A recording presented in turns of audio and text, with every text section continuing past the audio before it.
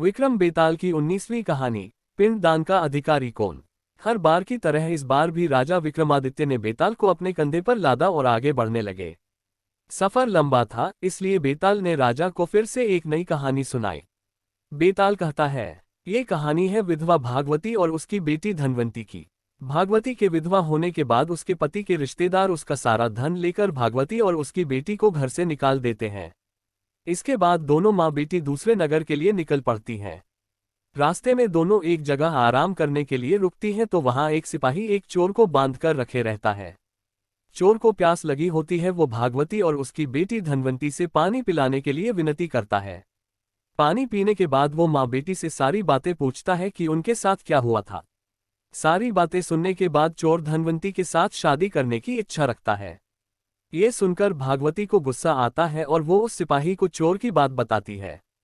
सिपाही भी चोर पर गुस्सा जाहिर करते हुए कहता है कि कुछ दिनों में तुम्हें फांसी लगेगी और तुम शादी करने की बात करते हो। ये सुनकर चोर कहता है, बहुत पाप किए हैं मैंने, अब लगता है कोई तो हो जो मरने के बाद मुझे पानी दे सके।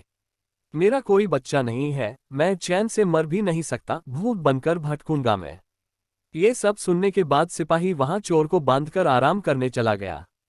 सिपाही के जाने के बाद चोर भागवती और उसकी बेटी धनवंती को अपने छिपाए धन के बारे में बताने लगा। उसने कहा, अगर आप अपनी बेटी धनवंती की शादी मेरे साथ कर देंगी तो मैं आपको अपने छिपाए धन के बारे में बता दूंगा। मेरे मरने के बाद आप दोनों उस धन के साथ अपनी पूरी जिंदगी आराम से बिता सकेंगी। उसकी बात सुनकर दोनों सोच में पड़ गईं। धनवंती की मां भागवती ने चोर से पूछा, तुम ये क्यों करना चाहते हो?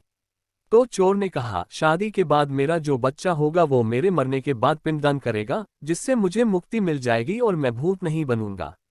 ये सब सुनने के बाद भागवती अपनी बेटी की शादी चोर से कराने के लिए तैयार हो जाती है। दोनों की शादी होती है और जल्द ही दोनों को एक बच्चा भी होता है। कुछ दिनों बाद चोर को फांसी लगा दी जाती है। भागवती और धनवंती काफी दुखी होते हैं। कुछ दिनों बाद भागवती को चोर की बात याद आती है कि एक गुफा में मूर्ति के सामने की जमीन के नीचे उसने खजाना छिपाकर रखा था। दोनों माँ बेटी वहां जाकर देखते हैं और जमीन खोदने लगते हैं। फिर उन्हें वहां सोना चांदी और पैसे मिलते हैं। धनवंती फिर भी दुखी रहती है और कहती है, अगर पैसे नहीं मिलते लेकिन वो जिंदा रहते तो मुझे सब कुछ मिल जाता। भागवती बेटी को समझाते हुए बोलती है कि अगर पैसा है तो सारी खुशी मिल जाएगी। उसके बाद दोनों माँ बेटी एक नए शहर जाकर खुशी खुशी अपनी जिंदगी बिताने लगते हैं। कुछ समय बाद भागवती की सहेलियां धनवंती की शादी कराने को लेकर पूछने लगती हैं।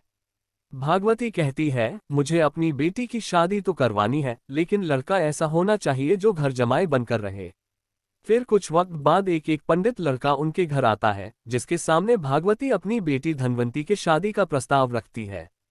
उनका बड़ा घर और पैसे देखकर वो लड़का लालच में आकर शादी के लिए हाँ कर देता है।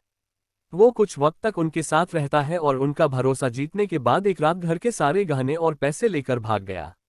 इस दुख में धनवंती की मां भगवती की मौत हो गई और धनवंती गरीब और अकेली हो गई। उसके बाद वो उस शहर से अपने बच्चे के साथ दूसरे शहर निकल पड़ी। समय बीतता गया और धनवंती किसी तरह अपना गुजारा करने लगी। धीरे धीरे धनवंती का बच्चा भी बड़ा होने लगा। एक दिन दोनों माँ बेटे रास्ते में भटक रहे थे कि इतने में उन दोनों की नजर एक राजकुमार पर पड़ी, जिसके गले को एक अजगर ने जकड़ रखा था। धनवंती के बेटे ने उस अजगर को काफी मुश्किलों के बाद राजकुमार के गले से निकाला, लेकिन अफसोस तब तक राजकुमार की मौत हो गई थी। इसी बीच राजकुमार के पिता, जो कि उस राज्य के राजा थे, वो वहां पहुंच गए। बेटे की मौत से वो काफी दुखी हुए, लेकिन धनवंती के बेटे के साहस को देखते हुए राजा ने धनवंती के बेटे को गोद लेने का फैसला किया। धनवंती और उसका बेटा महाराज के यहाँ रहने लगे। धनवंती का बेटा देखते ही देखते राजमहल और राजा के सारे कार्यों को सीख गया और राजा के बेटे की जगह ले ली। राजा की उम्र बहुत ज्यादा हो गई थी और कुछ वक्त बाद राजा की मौत हो गई। राजा ने मरने से पहले धनवंती के बेटे को सारा राजपाट सौंप उसे राजा बना दिया। उसके बाद धनवंती ने अपने बेटे से कहा कि पिता की मौत के बाद बेटे को पिता की आत्मा की शांति के लिए श्राद्ध और पिंडदान करना होता है।